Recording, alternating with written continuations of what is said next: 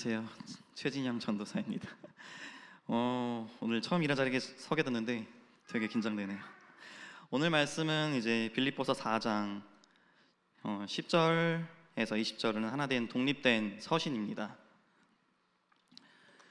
바울은 예수를 믿는 자들을 이제 앞장서서 이제 그렇게 박해하였으나 예수의 음성을 들은 이후 회심해서 이후 기독교 초기의 신앙에 막대한 영향을 끼친 그런 인물입니다. 무려 2만 킬로미터에 이르는 거리를 돌아다닌 그의 선교 여행은 신약성서 27개 문서 가운데도 13편에 달하는 이제 그의 이름으로 된 서신들은 초대교회의 기념비적인 그런 업적입니다.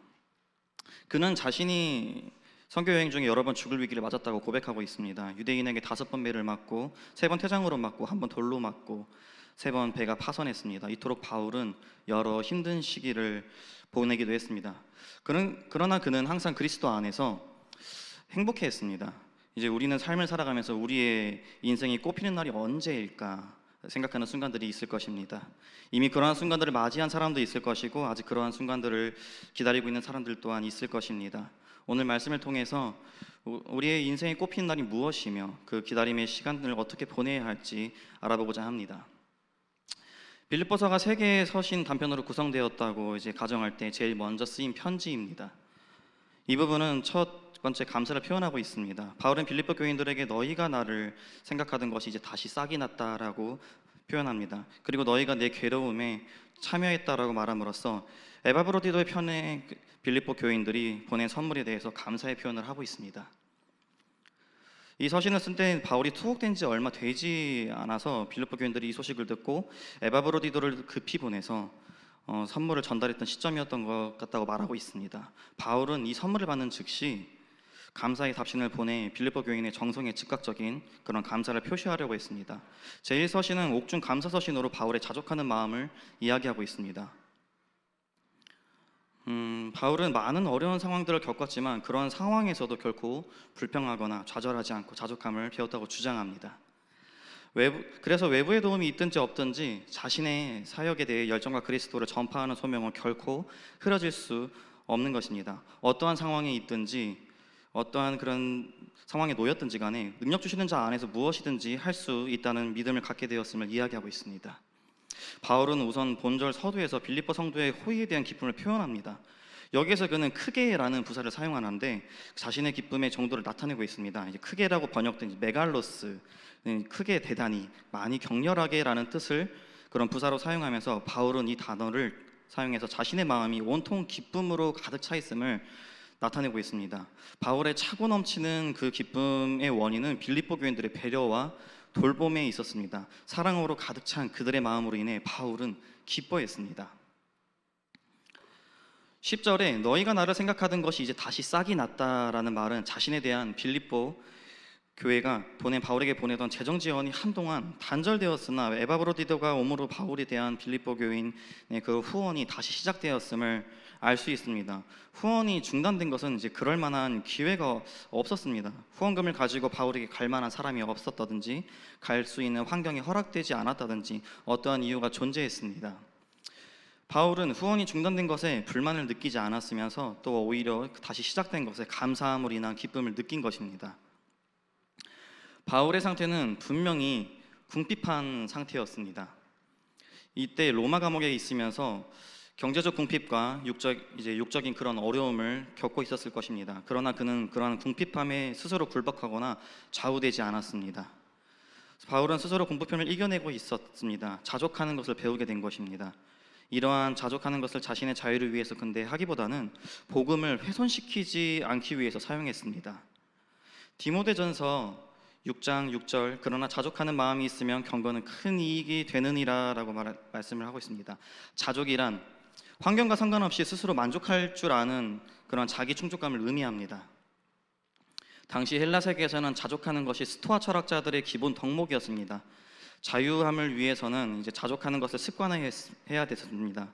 스토아 철학자들은 자기 의지의 힘으로 환경을 극복하고 어떠한 환경도 자기 스스로 감당할 수 있다고 가르쳤습니다. 즉 내면은 이제 외부의 환경이나 사람에 의해 영향받지 않는다고 하였습니다. 그러나 바울은 자족함은 자신을 위해서가 아니라 하나님을 위한 것에 이제 근거를 두었습니다. 바울은 기본적으로 목회자가 도움을 받을 권리가 있다고 이제 생각한 인물입니다. 그러나 그는 그 권리를 함부로 쓰지 않겠다고 이제 절제했습니다. 고린도전서 9장 12절을 보게 되면 그러나 우리가 이 권리를 쓰지 아니하고 범사에 참는 것은 그리스도의 복음에 아무 장애가 없게 하려 함이로다라고 말합니다. 특히 고린도 교회에서는 이러한 것이 문제가 되었기 때문에 바울은 극도로 도움받는 것을 자제하고 오히려 자신이 스스로 경비 문제를 해결하려고 했습니다. 목회자가 경제적인 도움을 지속해서 받으며 그 교회에 종속되어 버린다면 복음 사역에 방해될 수 있다고 판단했기 때문에 바울은 스스로 자족하는 것을 선택한 것입니다. 저도 어릴 적부터 부모님께 보고 배운 것은 이제 목회자를 섬길 줄 알아야 된다고 이제 배웠습니다. 항상 이제 집에서 김치를 담근다든가 또 반찬을 하고 그렇게 요리를 해서 가져다 드리는 부모님의 모습과 또 다른 성도님들의 그런 모습을 많이 봤습니다. 항상 식사를 하더라도 목회자에게 얻어먹을 생각하지 말고 섬기라고 했습니다. 가끔 목사님도 미안해하시고 부담되실 때가 있어서 안 받으시려고 하실 때가 있었습니다. 이제 그런데 한 성도님께서 이런 말씀을 하셨습니다. 목사님, 저는 지금 목사님을 죽게 하듯 섬기는 것이며 축복의 통로로 쓰임받는 것입니다 라고 하면서 받아주셨으면 감사하겠습니다라고 말씀을 하시니 목사님께서는 그 자신이 한 성도의 축복의 통로를 막을 수 없다는 마음 때문에 감사함으로 그걸 받으셨습니다. 이처럼 이 자리에 지금 모인 성도들이라면 되게 공감하실 것입니다. 제 나이의 2배보다 더 많이 드시는 분들도 계실 것이며 이제 그 시절엔 서로 섬기고 이웃과 함께 나누며 공감하던 시대였던 것을 여러분들도 모두 아실 것입니다. 그렇다고 바울이 무조건 도움을 받지 않은 것은 아닙니다. 그저 극도로 도움을 많이 받는 것을 자제한 것입니다. 바울의 생각과 행동은 모두 하나님께 그런 영광과 관련이 되어 있었습니다. 자신의 도움을 받는 것도 도움을 받지 않는 것도 이제 어떤 것이 과연 하나님의 나라를 세우는데 도움이 될지 방해될지 그렇게 생각한 것입니다. 바울의 자족은 비천하든 풍부하든 이제 그 환경에 연연하지 않았으며 세상 사람들이 삶의 풍요로움에 목표를 두고 나아가는 것과 달리 바울은 그리스도를 알아가는 것과 이제 그런 지식의 고난의 십자가를 짊어지려고 하는 마음을 가졌습니다.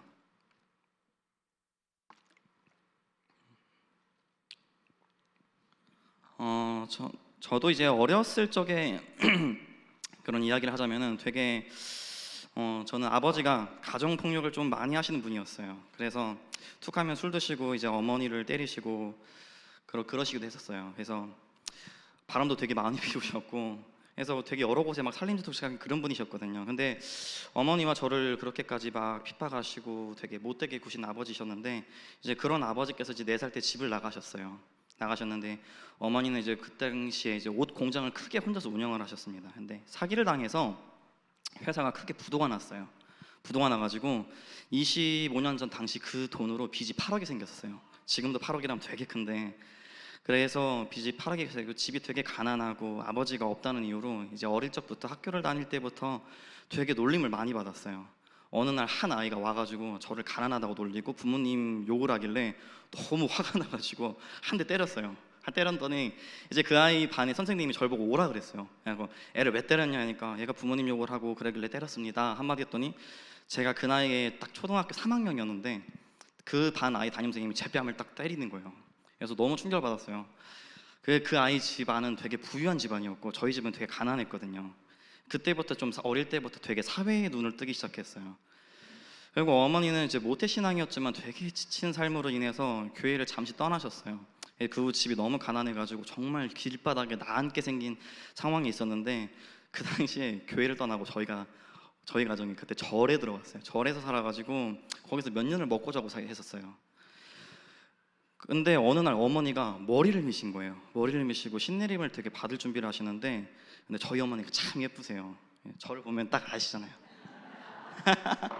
이 작품이 딱 어머니 작품이랍니다. 근데 어머니가 한미모하셔가지고 되게 마음이 아팠어요. 그래서 그런 것도 있었고 했는데 어느 날 또 이제 시간이 흘러서 거기 스님께서 저보고도 동자승이 되라고 신내림을 저보고도 바르는 거예요.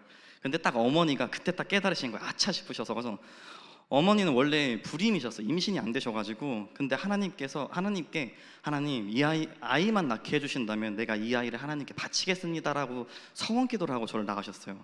그래서 저는 나와 보니까 이 길을 가야 되는 운명이었던 거예요. 그래서 저는 가기 싫었는데 나중에 생각해 보니까 이제 어머니랑 그런 걸 많이 싸웠거든요. 근데 스님도 저를 보더니 이 아이는 신께 받쳐줘야 될 아이라고 말했어요. 사실 그때 제가 좀 그 어릴 때 귀신 들렸었어요. 그래가지고 집에서 정말 가난한 것도 있었는데 그런 것보다는 어머니가 제게 귀신 들린 걸 떼어내고자 절에 들어가셨거든요. 근데 어머니는 제가 동작승이 돼야 된다는 말에 좀 그때 아차 싶으셔서 이제 이모가 교회를 열심히 다니셨는데 이모 집으로 이제 저를 보냈거든요. 그래서 이모 교회를 다니면서 매일 새벽 예배를 이모를 따라서 나갔고, 초등학교 3, 4학년짜리가 맨날 울면서 소리 지르면서 기도를 하니까 거기 교회 사람들이랑 목사님이 아따 그놈 기도 작살나게 한다면서 관심을 가지셨어요. 그래가지고 사실 그때 기도가 뭔지도 몰랐는데 그냥 어머니가 보고 싶어서 하나님 엄마 보고 싶어요, 엄마 보게 해주세요, 그렇게 기도했던 게 다였는데, 그러자 이제 그 교회 사람들과 목사님도 이제 같이 이제 기도를 해주시더니 한 달 만에 응답이 돼가지고 어머니를 보게 됐어요. 근데 사실 그렇다 해도 이제 그래도 절에서 나오진 않고 있었는데 어느 날 스님이 저희 가정 보고 너희 가족을 보면 십자가에 군대가 보이고 기도가 안 된다, 나가라 그러시는 거예요, 절에서. 그랬더니 확실히 땡중은 아니었어요. 그래서 어머니도 막 108배하고 3000배하고 막 그랬는데 항상 그렇게 108배 3000배 하고 마무리는 예수님의 이름으로 기도드렸습니다, 아멘 그랬어요, 속으로 자기도 모르게. 그리고 기도하다 보면은 불상 앞이 아니라 어느새 교회 방향으로 딱 그렇게 절을 하고 계셨대요. 그래서 근데 그리고 저도 그때 절 다니면서 매주 일요일마다 교회차 타고 주일학교 나갔어요. 스님들 입장에서는 되게 우리를 못마땅해 했죠, 절 다니면서. 그러니까 결국 그곳에서 저희 나오게 되었고, 그렇게 다시 교회를 제가 어머니를 다시 전도했어요. 엄마 교회 가자 하면서. 근데 그러다가 어머니가 교회를 다니시면서 하나둘씩 저를 더 많이 데려서 주일 예배만 처음에 낮에 나갔는데 어느 날 저녁 예배 나가자, 수요 예배 나가자, 금요 예배 나가자, 새벽 예배 나가자. 가기 싫었는데 엄마가 너 성적 갖고 뭘 안 할 테니까 교회 나가자 그러셔갖고 그 말에 혹해서 교회를 따라 나갔어요. 근데 어느 날 교회에서 이제 예배 드리는데 전 졸았죠. 어리니까 예배도 드리기 싫고 지루하고, 어른들 예배니까. 그런데 그 옆에 계신 분이 저를 딱 째려보시더니 누구 부모님 뭐 하시노, 누구시노 그러니까 제가 이정숙 집사님인데요 그랬거든요. 그래서 제가 여기 담임 목사님 사모님이랑 성함이 똑같아요, 저 어머니가. 그래가지고 제가 이 교회에 오자마자 가장 먼저 이름이 외운 게 사모님이에요. 근데 교회에서 아이들이 이렇게 졸더라도 예배 자리에 나온 것만으로 이뻐해 주시고 사랑해 주셨으면 좋겠습니다. 이제 졸더라도 교회에서 재우시고 조금씩 그러다 보면 그 아이들도 마음에 잔이 채워져서 하나님이 채워주시고 차고 흘러 넘치다가 어느 날 그런 순간이 찾아올 것입니다. 그러니 잔다고 너무 뭐라 하지 마시고, 아무튼 저는 여전히 되게 집이 가난하고 아버지도 없고 그래가지고 늘 놀림을 받았어요. 선생님들께도 무시받고 해서 제가 좀 삐뚤어졌어요, 사실. 그래서 삐뚤어져가지고 무시받지 않으려면 공부도 못해, 집도 가난해, 아버지도 없어. 그래가지고 제가 참 그때 삐뚤어져갖고 저를 놀린 애들한테는 폭력으로 그랬었어요. 참 못했었죠. 그래서 선생님들한테도 저를 무시하면 대들고 그렇게 생활했었어요. 그러다가 이제 고등학생 때 늦바람이 불어가지고 공부 포기하고 예체능 하겠다고 춤을 배우기 시작한 거예요.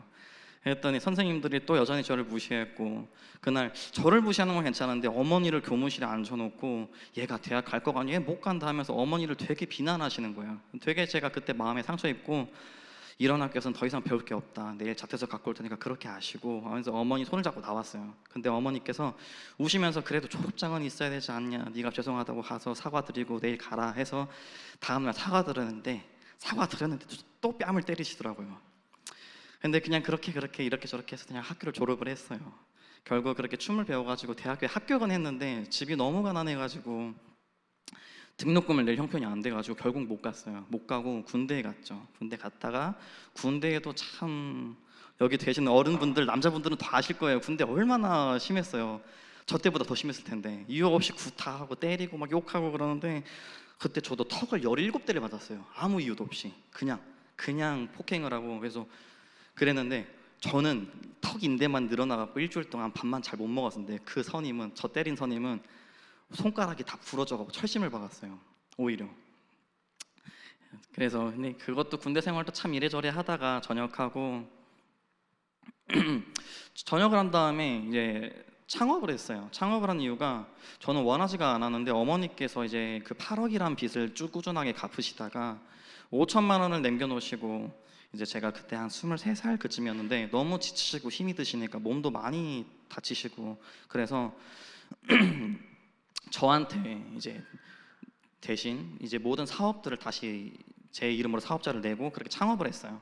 원치 않았는데 어린 나이에 너무 힘들었죠. 너무 힘들고 버티기 힘들었고 항상 적자 나면 메꿔야 되고 막 사채까지 빌려서 쓰고 그랬거든요. 근데 어느 날 어머니께서 너무 이제 힘드셨는지 진영아, 엄마가 이제 정말 그만 살고 싶다라고 이제 고백하시니까 제가 그때 참 마음이 아팠어요. 마음이 아파가지고 항상 제 앞에서 우시는 적이 한 번도 없었는데 그날 처음으로 제 앞에서 우시더라고요. 항상 뒤에서 우시던 분이. 그래서 그 뒤로부터는 제가 앞에서 울 수가 없으니까 카페를 마감하고 밤 10시에 집에 들어가기 전에 집 앞에서 다 울고 들어갔어요. 매일 밤. 너무 힘이 드니까. 그런데 어느 날 또 어머니가 탕수육을 먹고 싶다는데 제 지갑에 1,000원짜리 한 장밖에 없는 거예요. 그래서 너무 이게 마음이 아픈데 스스로한테 너무 화가 나더라고요. 내가 이런 거 하나 사드릴 돈이 없나 하면서 그때 조금 부모님 마음을 깨달았던 것 같아요. 아파도 내가 대신 아프고 싶고 맛있는 거 있으면 먹이고 싶고 이게 부모님의 마음이구나 그랬던 것 같아요. 그런데 저는 신앙은 모태신앙인데 20살 때까지 그냥 교회만 몸만 왔다 갔다 했었어요. 그런 애였고 교회 가기 싫어하고 수련회 가기 싫어하고 그러면서 그런 아이들과 평범한 아이들과 다를 바 없었습니다. 근데 그 교회에서 이제 오라고 하면은 공부도 안 하면서 공부해야 된다고요. 그러고 수련회 가자면 안 간다고 그러면 이제 그 아이가 커서 된 게 바로 접니다. 그래가지고 어른들이 꼭 하는 말이 있죠. 너도 나중에 너 같은 놈 꼭 나와서 길러봐라. 그래서 근데 저는 그래서 결혼하면은 아들은 낳고 싶지 않아요. 저 같은 녀석 나올까봐. 그런데 그렇게 20살 때 처음으로 근데 수련회 가가지고 하나님을 만났어요. 하나님을 만났는데 남들 기도할 때 멀뚱멀뚱 쳐다봤죠. 기도도 안 나고 하니까. 근데 하나님께서 이제 응답하시는 것도 못 느끼고 근데 거기 교회 목사 인도하시는 목사님이 집회를 기도 안 나오는 애들 있을 거다. 그래도 한번 기도해봐라. 그냥 조용히 아버지라고 불러봐라 했는데 저는 아버지라는 이름을 정말 원망스러웠고 불러보기도 싫었어요. 근데 그날 조용히 아버지라고 한번 불러봤는데 눈물을 정말 그때 쏟았어요. 너무 많이 흘렸어요. 알고 보니까 제가 그 아버지라는 이름을 처음 불러봤는데 알고 보니까 내가 이게 원망스러운 이름이 아니라 내가 참 불러보고 싶은 이름이었고 그리운 이름이었구나라는 걸 깨닫고 하나님께서 그때 제게 처음 응답해 주는데 내가 너의 앞으로 아버지가 되어주겠고 외로울 때 친구가 되어주겠고 갈 길을 인도해주는 선생이 되어주겠다라고 말씀하시는 거 듣고 나처럼 이렇게 힘든 청소년들 또한 나보다 더 힘든 청소년들에게 그런 다음 세대를 위한 내가 목회를 하는 사람이 되고 싶다라는 걸 그때 처음 꿈을 꾸기 시작했던 것 같아요. 그러면서 지금 이 자리까지 하나님께서 인도하신 것 같습니다. 그리고 이제 빌립보서 4장 13절 말씀을 보면은 이제 내게 능력 주시는 자 안에서 내가 모든 것을 할 수 있느니라 이렇게 말합니다. 바울은 결론적으로 어떤 상황에서도 모든 것을 할 수 있다는 믿음을 나타냅니다. 단 오직 능력 주시는 자 안에서만 그렇게 할 수 있다고 말하고 있습니다. 그렇지 않으면 그것은 우리의 자랑이 되어버린다고 합니다. 그리스도인들은 자기 자랑을 위해서 능력을 행사해서는 안 된다고 합니다. 우리는 각자가 가지고 있는 능력들이 있을 것입니다. 누군가는 머리가 좋고 누군가는 음악을, 미술을, 운동을 또한 기술을 잘 다룰 것입니다. 그로 인해서 가진 능력을 또한 그런 부를 주변에 나누어 줄 줄 알아야 됩니다. 우리가 가진 이러한 능력과 목적은 우리의 사명을 다하기 위해서 오로지 복음을 위한 것입니다. 우리만 잘 먹고 잘 살자고 하나님께서 우리에게 은사를 주신 것이 아닙니다. 우리가 하나님으로부터 사랑을 받고 행복을 누렸다면 그것을 나눌 줄 알아야 합니다. 그것이 하나님이 우리를 사랑하신 그런 마음을 주신 것이 이유가 우리가 하나님의 나라를 만들기 위한 목적으로 우리가 지어졌기 때문에 행복을 누렸다면 행복을 나눌 줄 아는 그런 사람이 되어야 됩니다. 그렇게 예수 그리스도를 닮아가면 몸된 교회로서 우리가 본을 보이다 보면 저절로 우리를 통해서 세상 사람들은 하나님의 향기를 우리에게서 맡을 것이고 우리가 그런 본을 보일 때 복음을 자연스럽게 전파할 수 있을 것입니다. 바울은 옥에서 되게 궁핍하고 육적으로 어려운 상황에 놓였지만 감사하며 기뻐할 줄 알았습니다. 그리고 그런 바울의 모습이 그리스도의 본을 보였으며 하나님께 주신 사명을 다해 결국엔 인생의 꽃을 피워냈습니다. 우리의 인생이 찬란하게 빛나고 꽃을 피우는 것이 그저 잘 먹고 잘 사는 그런 나를 의미하는 것이 아닙니다. 하나님의 백성으로 사명을 다해서 주께 주시는 기쁨이 차고 흘러 넘치는 그러한 순간이 우리의 인생이 가장 빛나고 꽃 피우는 순간일 것입니다. 인간은 이제 그런 티끌 같은 존재로 빚어져서 연약하고 쉽게 무너지지만 하나님께서는 짐승과 구별되도록 우리에게 숨결을 불어 넣으셨고 생명이 되도록 하셨습니다. 하나님의 형상대로 우리를 지어진 것입니다. 이 말은 우리가 하나님이 없으면 아무것도 할 수 없는 존재지만 하나님의 안에 거한다면 능력 주시는 주 안에서 우리가 무엇이든지 할 수 있다는 것을 나타냅니다. 하나님은 바울이 궁핍하게 살도록 얼마 동안 그냥 내버려 두셨습니다. 그런데 이제 왜 바울의 선교 사역을 위해 필요를 채워주시지 않으셨는지 본절을 보면 알 수 있습니다. 바울은 이제 여러분들이 후원금을 보내주지 않은 긴 시간 동안 사실 저는 자족하는 법을 더욱더 배울 수 있었습니다라고 말하고 있습니다. 하나님께서 자족을 배우게끔 하시기 위해서 연단시킨 것인 것입니다. 선교에 있어서 가장 중요한 것은 사역자 자신 그 자신이기 때문에 때론 더 큰 그릇으로 이제 그렇게 쓰기 위해서 광야의 길을 걷게 하십니다. 요셉의 삶을 보면 되게 억울한 순간들이 많습니다. 그러나 요셉은 그러한 순간들이 펼쳐져도 불평하지 않고 하나님의 때를 기다립니다. 하나님은 하나님의 때를 준비해 놓고 훈련시키십니다. 하나님이 주시고자 하는 선물을 우리가 감당할 수 있는 그릇이 되어야 되기 때문입니다. 어린아이에게 청진기를 주면 무엇을 할 수 있겠습니까? 언어를 배우고 걷고 사회성을 기르며 의학을 공부하고 실습을 나가면서 기나긴 과정을 거쳐야 의사가 되는 것입니다. 이처럼 우리가 먼저 하나님이 주시고자 하는 것을 받고 싶다면 먼저 준비가 되어야 됩니다. 때론 기도해도 응답해도 소리가 들리지 않는 그런 순간들이 있을 것입니다. 그런 시간이 오랫동안 지속될 수도 있고 우리의 몸과 마음이 굳건해질 수 있도록 광야의 시간을 걸어야 될 수도 있습니다. 어느 한 이야기가 있습니다. 한 사람이 삶을 마치고 나서 이제 천국을 갔는데 천사가 안내를 해줍니다. 그런데 그곳에 도착했는데 큰 창고처럼 보이는 것이 있어서 이 창고는 무엇이냐고 천사에게 물어보자 천사는 그 창고를 열어보라고 합니다. 그런데 그 창고에는 이 세상을 살아가면서 받을 수 있는 복들이 모여져 있었습니다. 그 복들이 있는데 자신의 복들도 있었고, 근데 그것을 알고 보니 자신이 이 땅 살아가는데 받지 못한 복들이 있기에 천사 보고 이것은 무엇이냐고 물어보게 천사가 그 한 사람에게 하나님이 너를 위해서 예비한 그런 복인데 너가 구하지 않았거나 너가 준비되지 않아서 받지 못한 복이라고 말합니다. 이처럼 우리는 하나님이 주시는 복을 받고 사명을 다하며 하나님의 때를 맞이하기 위해서는 먼저 준비되어야 하고 그렇게 구해야 됨을 알 수 있습니다. 삶을 살아가다 보면 내 삶은 언제쯤 괜찮아지지 언제쯤 안정될까, 그렇게 내 기도에는 언제 응답해 주실까라고 생각되는 순간들이 찾아옵니다. 우리는 지금 당장 해결되었으면 좋겠다고 생각하지만 이 순간 빛나고 싶지만 하나님의 때를 다를 수 있습니다. 그 순간이 젊을 때일 수도 있고 60, 70, 80일 수도 있습니다. 우리의 인생이 언제 꽃을 활짝 피울지는 잘 모릅니다. 하지만 그 순간은 반드시 옵니다. 삶이 막막할 때 그렇게 원망과 불편을 가지면 도대체 언제쯤 괜찮아질까 불평하기보다는 지금 이 순간 막막하다면 하나님께서 내게 얼마나 큰 은혜를 부어주시려고 이러실까라고 생각해 보시길 바랍니다. 예전에 한 선교사님이 한국에 들어오셔서 그날 설교를 하시는데 가장 기억에 남는 말이 있습니다. 사명이 있는 자는 죽지 않는다라고 말씀하셨습니다. 우린 모두 하나님께서 주신 사명이 있습니다. 하나님은 약속의 하나님이시기에 반드시 그 약속을 지키십니다. 우리는 모두 사명이 있고 그 이 사명을 다하기 전에 죽지 않으리라는 것입니다. 우리는 모두 하나님의 나라를 누리고 전하는 것이 목표의 그가 있지만 특별한 은사와 사명이 있을 것입니다. 그것들을 잘 활용해서 하나님의 나라를 펼칠 수 있는 우리가 모두 되기를 소망합니다. 데살로니가 전서 5장 16절에서 18절을 보면 항상 기뻐하라, 쉬지 말고 기도하라, 범사에 감사하라라는 말씀이 있습니다. 여기서 쉬지 말고 기도하라는 것은 정말 한순간도 쉬지 않고 그렇게 일도 하지 않고 기도하라는 것이 아닙니다. 그냥 그저 하나님과 항상 동행하면서 매 순간 그렇게 관계를 맺으라는 것입니다. 그리고 항상 기뻐하고 범사에 감사하라는 것은 미련하게 모든 것에 그냥 감사하고 내가 다쳐도 감사하고 어떻게 서든 상황이 안 돼도 감사하라는 것이 아니라 그로 인해서 하나님께서 내게 주실 은혜가 무엇일지에 대해서 미리 감사하라는 것입니다. 바울은 비록 자족하는 비결을 배우고 훈련받았지만 감옥에서 고생하던 시기에 쥐어진 그 교회의 후원에 대해서 기쁨과 그들이 자신의 고난을 이해하고 동참했다는 것에 마음으로 응원하고 있음을 확인하는 기쁨이었을 것입니다.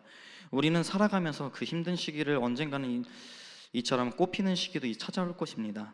바울은 한동안 헌금이 오지 않았던 것에 서운해할 수도 있었지만 오히려 빌립보 성도들이 미안해할까 봐 정말 감사합니다, 그동안 못 보낸 것은 기회가 잘 맞지 않아서지 나를 잊어서 그런 게 아니니 그런 마음을 너무 잘 압니다라고 이제 덕스럽게 바울은 말하고 있습니다. 사랑하는 성도 여러분, 저도 너무나도 성도 여러분에 비하면 이제 짧은 찰나의 순간을 살아왔고 하지만 그럼에도 말씀드리고 싶은 것이 있습니다.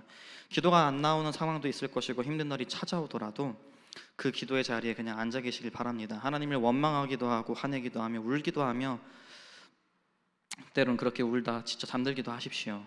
그러다 보면 하나님께서는 그 누구보다 우리 상황을 잘 아시니 안아주시고 여러분의 기도를 듣고 계실 것입니다. 하나님의 때에서 하나님의 방법으로 우리에게 역사하실 거고 우리를 위해서 이미 그 길을 예비하셨습니다. 그러니 교회에 나가서 그 기도의 자리에 앉아 계시길 바랍니다. 저도 참 힘든 시기가 있었지만 그래도 그냥 1시간 동안 기도하러 나갔습니다. 사실 그 시간이 기도 1시간 하는 시간이 원망 불평이 참 많고 그렇게 울다 잠든 시간이 많았습니다. 그래도 끝에 제가 항상 덧붙였던 말은 하나님, 제가 스올 속에 있을지라도 내가 하나님의 손을 놓을지라도 하나님만은 제 손을 놓지 말아주세요라고 이렇게 항상 기도를 끝맺었었는데, 하나님께서는 그 기도를 들으셨는지 제가 어떤 상황에 놓여있더라도 항상 제 손을 붙잡고 항상 옳은 길로 인도해 주셨습니다. 마태복음 11장 28절, 수고하고 무거운 짐진 자들아 다 내게로 오라, 내가 너희를 쉬게 하리라. 여러분이 지고 있는 짐을 하나님께 위탁하십시오. 그리고 우리가 주의 그늘의 밑에서 충분한 쉼을 누리고 다시 일어나시길 바랍니다.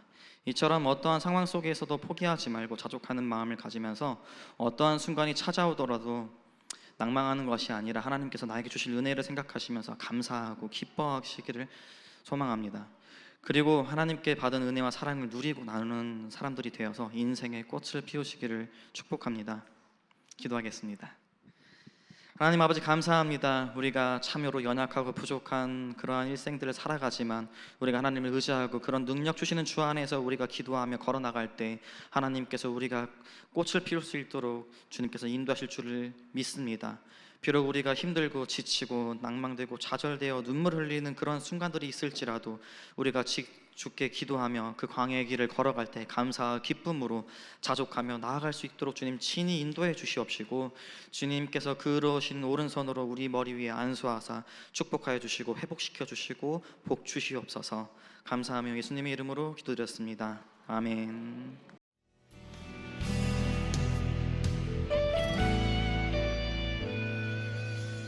주님 말씀하시면 내가 나가리다. 주님 뜻이 아니면 내가 멈춰서리다. 나의 가고 서는 것 주님 뜻에 있으니 오 주님 나를 이끄소서. 주님 말씀하시면 내가 나가리다. 주님 뜻이 아니면 내가 멈춰서리다. 나의 가고 서는 것 주님 뜻에 있으니 오 주님 나를 이끄소서. 뜻하신 그곳에 나 있기 원합니다. 이끄시는 대로 순종하며 살리니 연약한 내 영혼 통하여 일하소서. 주님 나라와 그 뜻을 위하여 뜻하신 그곳에 나 있기 원합니다. 이끄시는 대로 순종하며 살리니 연약한 내 영혼 통하여 일하소서. 주님 나라와 그 뜻을 위하여 오 주님 나를 이끄소서.